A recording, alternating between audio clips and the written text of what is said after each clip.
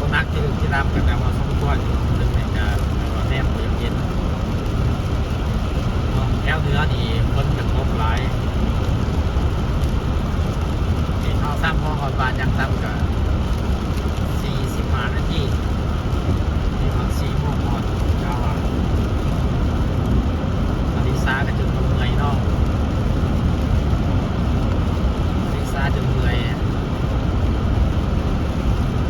รูปแล้วเขาก็เสียจับมาบ้านที่จังสิไปซื้ออันหนึ่งเนาะตอนอยู่ในหาดเขาจับสูงจับของคักในกล่องได้เลยแล้วดูว่าเท่าใดยังแน่เมื่อนี่ของพวกนี้อะไรยังแน่เมื่อ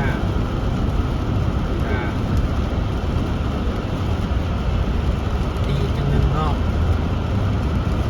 ราคามันสูงโหดแล้วเขาก็จะไปบอกที่บ้านแต่จริงก็ตามราคาในแพงในมันขายว่าลายมันได้กันแน่มันก็จะมีในเพื่อผู้ใดของคนเดียวมันเป็นในราคาจุดแบบนี้เป็นสัปดาห์นอกเราไปซ่อมมันสูงจังเดี๋ยวมันลงราคาอีกอะไรก็จะจำมันเอาไปหลายตรงนี้ก็ราคาบุ้งราคาอยู่นะแต่ว่าแล้วแต่ว่าทางมันจะไล่น้อยเนาะทางก็ได้แต่30% 35% 25% 30% 15% แล้วแต่จะมีวิธีของมันอะไรเนาะก็ประหยัดเงินไปได้ไปเยอะเนาะเพราะว่าอย่างต่ำดีกว่าผมมียังว่าต่ำดีกว่าบุรุษเอาเข้ากระเซ็น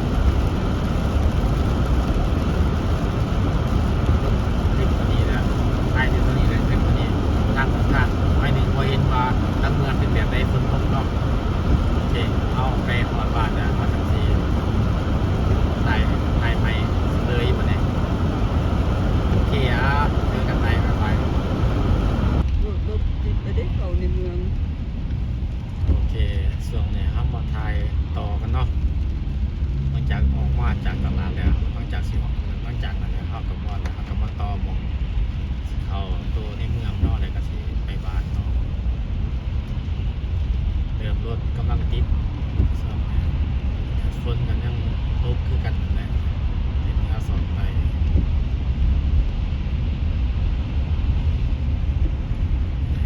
ฝนตกว่าแค่นี้อยู่ยิ่งแจงอยู่มาทางนี้มันแบบตกแต่ว่าซองนี้มันก็คือสิตกแห้งมันได้เนี่ยกับเปียกอยู่สภาพการรถติดกับพอไปได้อยู่แต่ว่ามันบดุดเนาะแต่ยังเลนได้อยู่เลนว่าพอรถมันร้ายแต่ว่าเขาเลนสม่ำเสมอกันมันก็ไปได้เนาะแต่ว่ารถคันใดคันหนึ่งไปเฮ็ดให้ไปแบบ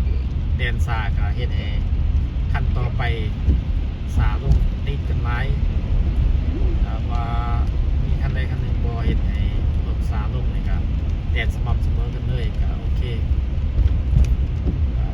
ไป ที่ ไว้ ปัน ได้ นี้บริเวณมีอุบัติเหตุหรือว่าฝนตกไม่มี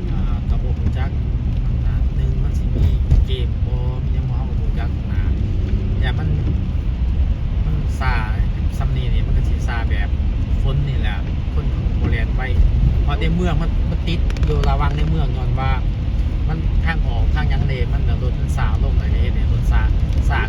ขึ้นไปมันก็หลายคันมันก็ได้ซาไปอย่างสิเบิด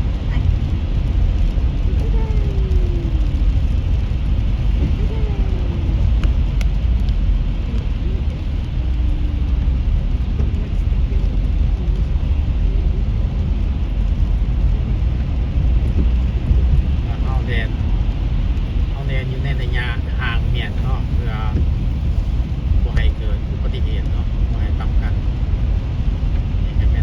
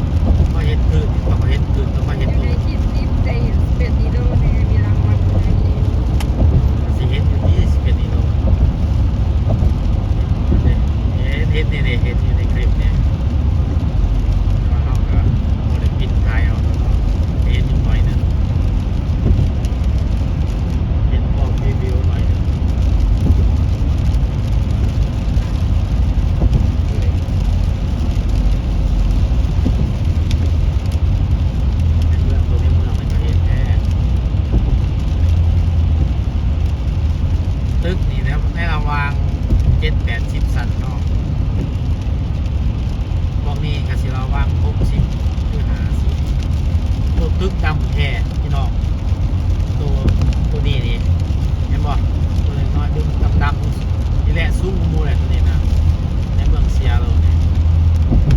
ตัวนี้ดำเพราะว่าเคยขึ้นไปเฮ็ดเวียกอยู่หันเนาะรอบหนึงขึ้นไประวังในระหว่าง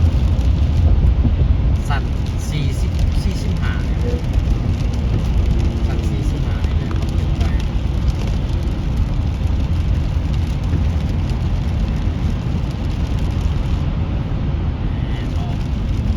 บอกเลยมันเนี่ยออกตัวบอกเลยล่ะนี่รถกันมากนี่สกันนะสเปซไซด์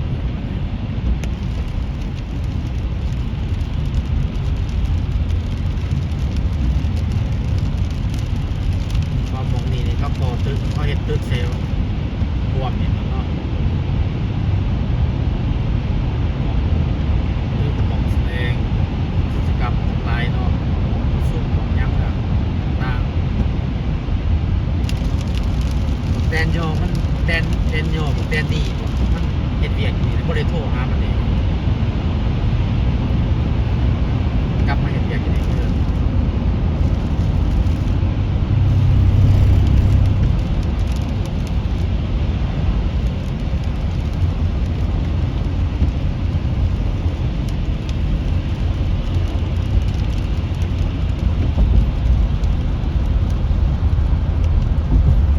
ขวามือนี่ตึกขวามือเห็นหน่อยหนึงนี่มันหนึงนี่เ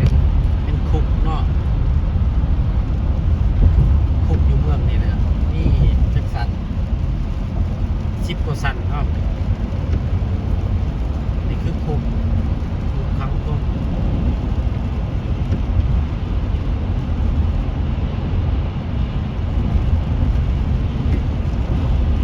ตึกเห็นอยู่นี่ตึกข้างหน้านี่ก็เป็นห้องหมออีกหลายห้องหมออยู่นี่ทางนี้ก็หลายแล้วตึกนี้เป็นตึกห้องหมอ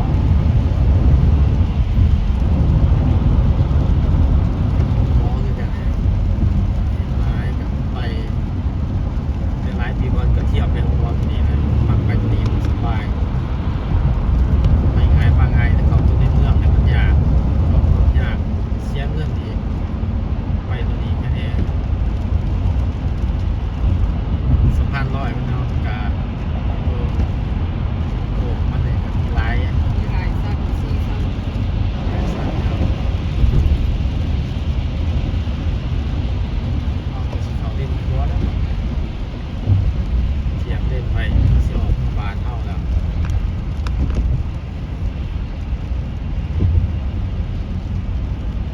ตรงนี้มันมี3เลนแล้วทางของตัวมือมันจะมีอีก2เลนออกมา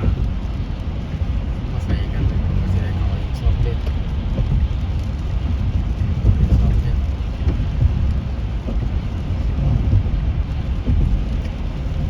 ถ้าเขาบอกเขาไวเจเดนเนอร์นี่เขาสิบทันเขาไวเนอร์ในสบายสำหรับเขาเองสะดวกสบายบัตรเขาไปจะจ่อเลยทั้งสิบเพียนเล่นเนี่ยมันยากรถไม้รถป้าเลยป้าเข้ากับมันแหย่เข้ากับว่าตันเท่านั้นเท่าไหร่เนี่ยไก่เด็กสิเขาเท่าไหร่เลยกระทั่งออกมาเนาะที่2ทางไปลงไปตรงเท่ากับสี่ทางไปขี่ไปทาง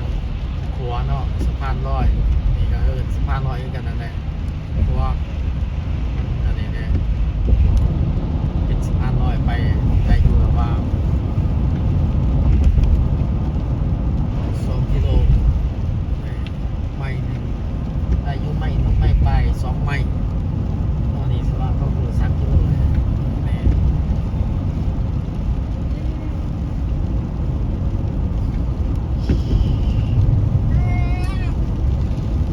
เป็นสะพานลอยเนาะขี่อยู่เทิงนี้มีทั้งลุมมันจะมีทางอีก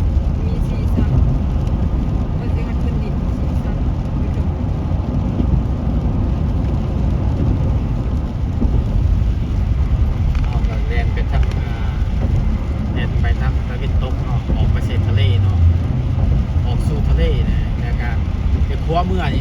วมือพี่น้องแม่เบิ่งมันสิเป็นหม่องเป็นบ่หม่องอันเป็นอันเป็นเล็กเป็นหยังหันหม่องเขาเอาเฟนเนี่ยบอกของยกเนาะยกอันนี้ของยกคอนเทนเนอร์เนาะเอามาจากทะเลจากต่างประเทศเนาะมาแต่จีนเป็นหยังบ่อันนี้เป็นหม่องอูทะเลเลยมันเข้ามาเลยนะนี่หม่องมันแหละหม่องมันสมองนะหม่องเครื่องเข้าเครื่องออกเพราะคนเขาออกมาแต่จีนเนาะรถทรัครถพ่วงรถทรัคแล้วเขามาแกเอา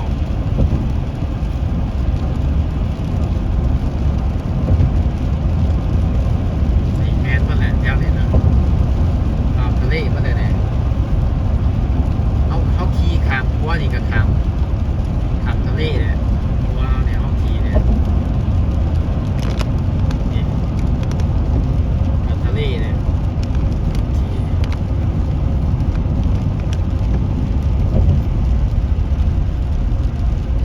โตทะเลรอดเกาะเนี่ยทั้งลุมมันจะมีเนี่ยตัวนี้มันนะว่าตัวเทิงนี่มันบริยกแล้วมันยกตัวลุมมันต่ำเลยเอาบริยกคอนเทนเนอร์เต็มอยู่เนี่ยเอาบริไฟก่อนคอนเทนเนอร์เต็มอยู่แม่นต้นแต่นี่นะน้ำทะเลดีเห็นนี่น้ำทะเลมาทางเมืองบ้านเฮาบัดนี้เอาออกมาแล้วเอาทางมาทำหน่อยแล้วบัดนี้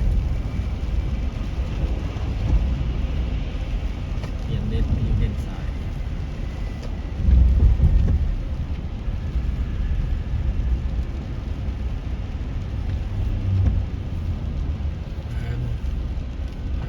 ทางบ้านเฮานี่ก็ฝนคือกันแต่ว่ามันหักตกจากตัวเสร็จมาเนี่ยตกหลายมาเนี่ยมันตกหลายมาเนี่ย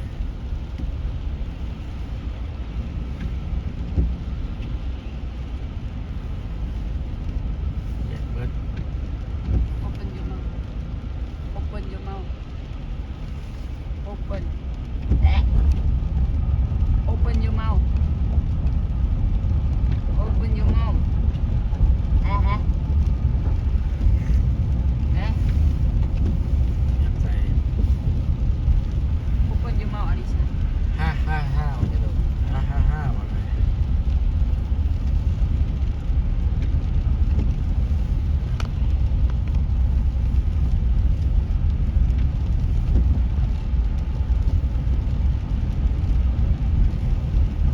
โอ้มีเขาตีบานเสยฝนตกเขาก็ตีบานเนาะสโนว์ตกก็ตีฝนตกก็ตีเมืองเนี่ย I'm gonna schedule my cancel them. ได้ถ้าเขาจะเคนโซแต่ว่าเขาผมมักสไตล์แบบนี้เขามักแบบนี้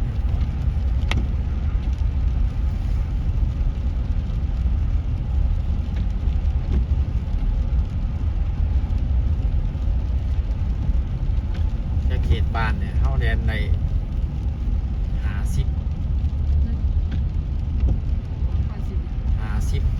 ล้านกิโลไม่ชั่วโมง50 กิโลต่อชั่วโมงไม่50 กิโลไม่50 กิโลต่อชั่วโมง35